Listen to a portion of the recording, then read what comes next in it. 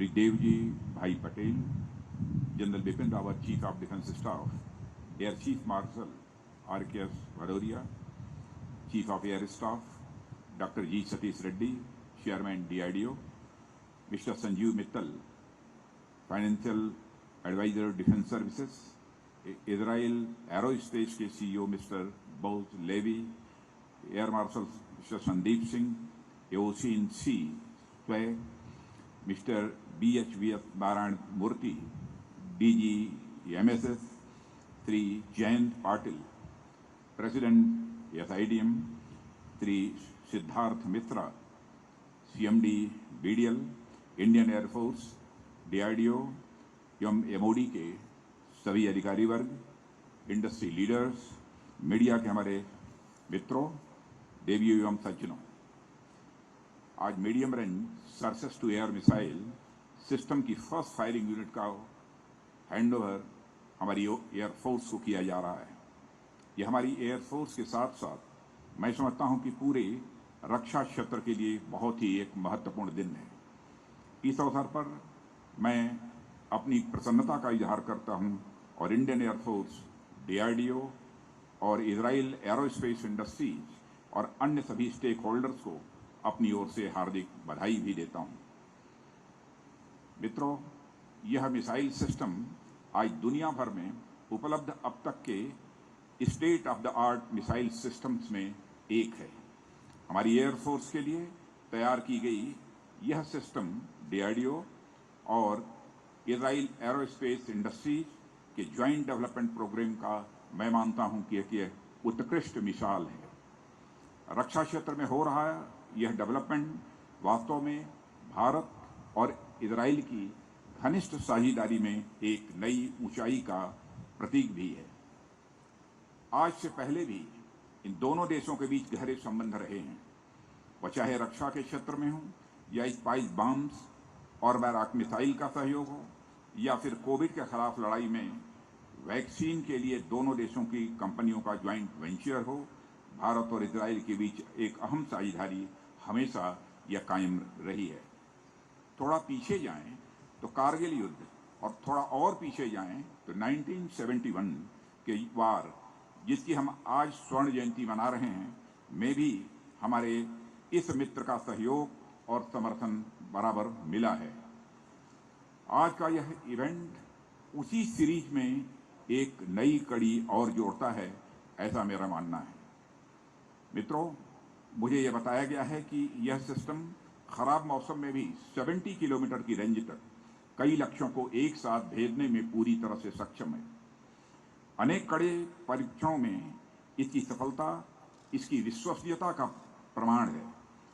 विरोधी लड़ाकू विमानों, हेलीकॉप्टरों, UAVs और इसी तरह के अन्य सिस्टम्स को निपटाने में सक्षम यह मिसाइल सिस्टम हमारी एयर डिफेंस सिस्टम में एक गेम चेंजर साबित होगा, ऐसा मेरा विश्वास है।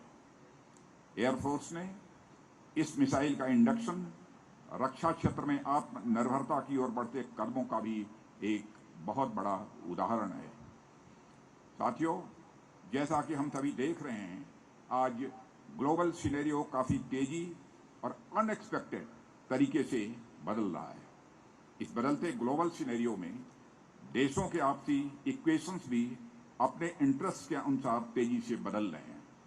चाहे साउथ चाइना सी हो, इंडियन ओशन रीजन हो या इंडो पैसिफिक हो या फिर सेंट्रल एशिया हो, हर जगह अनसर्टेनिटी की स्थिति देखी जा रही है। हाल का अफगानिस्तान का घटनाक्रम भी इसी तरह का एक उदाहरण है। बदलते जियोपॉलिटिक्स का प्रभाव ट्रेड, इकोनॉमी, पावर पॉलिटिक्स और उसी एवज में सिक्योरिटी सिनेरियो पर भी देखा जा सकता है। ऐसी स्थिति में हमारी सुरक्षा की मजबूती और आत्मनिर्भरता एक उपलब्धि न होकर बल्कि हमारी एक जरूरत बन गई है। साथियों, आज जब हमारी एयरफोर्स में हम state of the art missile system induct करने जा रहे हैं, तब मैं एक विजनरी को जरूर याद करना चाहूंगा, जिसने रक्षा के क्षेत्र में खासकर मिसाइल डेवलपमेंट प्रोग्राम में आत्मनिर्भरता की राह प्रशस्त की थी। आज से लगभग 30 साल पहले श्री APJ अब्दुल कलाम ने देश में इंटीग्रेटेड मिसाइल डेवलपमेंट प्रोग्राम की शुरुआत की थी। इसकी कल्पना ऐसे समय में की गई थी जब हमारे वैज्ञानिकों को टेक्नोलॉजी के क्षेत्र में तमाम तरह के प्रतिबंधों का सामना करना पड़ता था।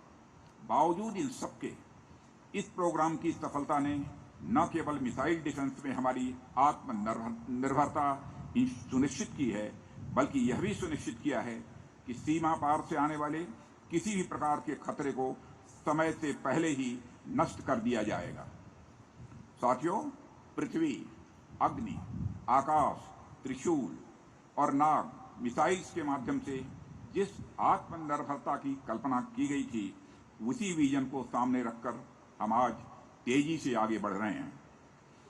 आज हमारा उद्देश्य मेक इन इंडिया से आगे स्वदेशी रिसर्च, डिजाइन और डेवलपमेंट के माध्यम से अपने टेक्नोलॉजिकल बेस को मजबूत करना, बल्कि उससे भी आगे मेक फॉर द वर्ल्ड है। साथियों, इस उद्देश्य की ओर हम टेक्नोलॉजी लीडर्स और पार्टनर नेशंस के घनिष्ठ सहयोग से तेजी से आगे बढ़ रहे हैं। एमआरसैम का डेवलपमेंट ऐसे ही सहयोगी प्रयासों का एक बहुत ही बेहतरीन प्रमाण है।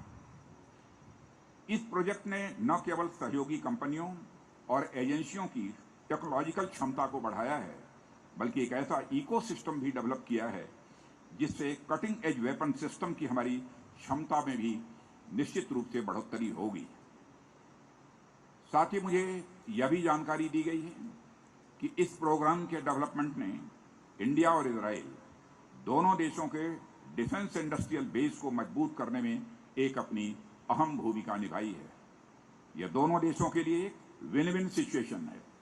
साथ ही मुझे बतलाया गया है कि इस दौरान देश में कई नई टेस्ट फैसिलिटीज और इंफ्रास्ट्रक्चर का भी निर्माण हुआ है। ये फैसिलिटीज आगे आने वाले समय में भी क्वालिटी प्रोडक्ट्स के उत्पादन में सहायक होंगी, ऐसा मेरा मानना है। इसके अलावा इस प्रोग्राम के लिए अनेक सब सिस्टम्स की मैन्युफैक्चरिंग इंडियन पब्लिक और प्राइवेट सेक्टर की कंपनियों द्वारा की जा रही है। यह अपने आप में दोनों सेक्टर की कंपनियों के बीच तालमेल का भी एक बहुत ही शानदार उदाहरण है। इस प्रोग्राम के माध्यम से देश में पहली बार मिसाइल और रडार सिस्टम की मैन्युफैक्चरिंग ऑफसेट पॉलिसी के माध्यम से की जा रही है। इस पॉलिसी के माध्यम से इंडियन इंडस्ट्रीज ने अपने इंफ्रास्ट्रक्चर और टेक्निकल स्किल्स में बढ़ोतरी की है। स्थिति यह है कि हमारी लोकल इंडस्ट्री आज DRDO और उसके साथ साथ विदेशों में भी प्रोडक्ट्स और सिस्टम्स की सप्लाई कर रहे हैं। यह कोई छोटी बात नहीं है। साथियों, कल्पना कीजिए, जहां हम कभी छोटी छोटी चीजों को विदेश से मंगाते थे, लंबे समय तक हमारे ऊपर नंबर 1 डिफेंस इंपोर्टर का जो है ठप्पा लगा रहा, आज हम विदेशों को सिस्टम्स, सब सिस्टम और प्लेटफॉर्म की हम सप्लाई कर रहे हैं। यह हम सभी के लिए गौरव की बात है। मित्रों, मुझे यह जानकर भी बहुत अच्छा लगा कि इस प्रोग्राम के डेवलपमेंट के दौरान 20,000 से अधिक का डायरेक्ट या इनडायरेक्ट एम्प्लॉयमेंट भी जनरेट हुआ है। क्योंकि यह अपने आप में एक state of the art programme है, इसलिए इससे इंटरनेशनल स्टैंडर्ड वाले स्पेशलाइज्ड स्किल्स और ट्रेंड मैन पावर में भी बढ़ोतरी हुई है। यह बढ़ोतरी आगे भी जारी रहेगी, ऐसा मेरा विश्वास है। साथियों, जैसा कि मैंने अभी कहा, बदलते समय के साथ हमारी डिफेंस मॉडर्नाइजेशन भी हमारी प्रायोरिटी है। हम लगातार उस ओर आगे बढ़ रहे हैं। आपको ज्ञात होगा, कई ऐसे नीतिगत फैसले हाल के ही कुछ वर्षों में लिए गए हैं जो हमें लॉन्ग टर्म में न केवल मॉडर्नाइजेशन बल्कि आत्मनिर्भरता यानी सेल्फ रिलायंस की ओर ले जाते हैं। रक्षा मंत्रालय द्वारा जारी 209 आइटम्स की पॉजिटिव इंडिजिनाइजेशन लिस्ट इसी तरह की एक महत्वपूर्ण पहल है। इस लिस्ट में शामिल आइटम्स का उत्पादन अब अनिवार्य रूप से चरणबद्ध तरीके से हमारे देश में ही होगा। ऑर्डिनेंस सेक्रेटरी बोर्ड का कॉर्पोरेटाइजेशन भी इसी तरह का एक कदम है। इससे संस्थान की एफिशिएंसी और अकाउंटेबिलिटी को भी बढ़ाया जा सकेगा। साथियों, फॉरेन डायरेक्ट इन्वेस्टमेंट की लिमिट भी ऑटोमेटिक रूप से बढ़ाकर अब 74% कर दी गई है और यह फॉरेन प्लेयर्स को हमारे देश में इन्वेस्ट करने के लिए स्वाभाविक रूप से अट्रैक्ट करेगा। उत्तर प्रदेश और तमिलनाडु में 2 डिफेंस कॉरिडोर का निर्माण भी हमारी एक बहुत ही महत्वाकांक्षी योजना है। इन कॉरिडोर्स में रक्षा क्षेत्र के मैन्युफैक्चरर्स को सुविधाजनक तरीके से बुनियादी सुविधाएं मिल सकेंगी, जिनसे वे आसानी से डिफेंस इक्विपमेंट और सिस्टम का निर्माण भी वो कर सकेंगे। साथियों, DRDO द्वारा निजी क्षेत्रों को निःशुल्क टेक्नोलॉजी का ट्रांसफर भी एक ऐसा कदम है जिससे निजी क्षेत्र में अब डिफेंस मैन्युफैक्चरिंग के क्षेत्र में हम आगे आए हैं। सुधारों की, रिफॉर्म्स की यह लिस्ट बहुत लंबी है, जिसे गिनाने में भी बहुत वक्त लगेगा। कहने का मतलब मेरा बस इतना है कि हम हर वह प्रयास कर रहे हैं जो हमारे डिफेंस सेक्टर को अपने पैरों पर मजबूती से खड़ा कर सके। मैं समझता हूं सशक्त सेनाओं से केवल देश की सीमाई सुरक्षा ही मजबूत नहीं होती है, बल्कि देश का ओवरऑल ग्रोथ भी सुनिश्चित होता है। इस प्रकार आज हम इस प्रोग्राम के हैंडिंग ओवर के अवसर पर देश की सुरक्षा और समग्र विकास के अपने संकल्प को पुनः दोहराते हैं और मुझे विश्वास है कि हमारा डिफेंस सेक्टर आने वाले समय में न केवल सशक्त और आत्मनिर्भर बनेगा, बल्कि पूरी दुनिया के लिए डिफेंस सिस्टम का एक मैन्युफैक्चरिंग हब भी बनेगा। इसका रास्ता इसी तरह के प्रोग्राम से होकर ही गुजरता है। इस अवसर पर अधिक कुछ न कहते हुए एक बार फिर से इंडियन एयरफोर्स, DRDO और साथ ही साथ इजराइल एयरफोर्स, इंडस्ट्री और सभी स्टेक होल्डर्स को मैं अपनी तरफ से हार्दिक बधाई देता हूं और आपके भविष्य के प्रयासों के लिए अपनी हार्दिक शुभकामनाएं भी देते हुए अपना निवेदन समाप्त करता हूं। धन्यवाद। Ladies and gentlemen, we shall now commence handing over of mementos. I would like to request Chief of the Air Staff, Air Chief Marshal Rakesh Kumar Singh Bhadoria to kindly present a memento to Honorable Raksha Mantri Shri Rajnath Singh.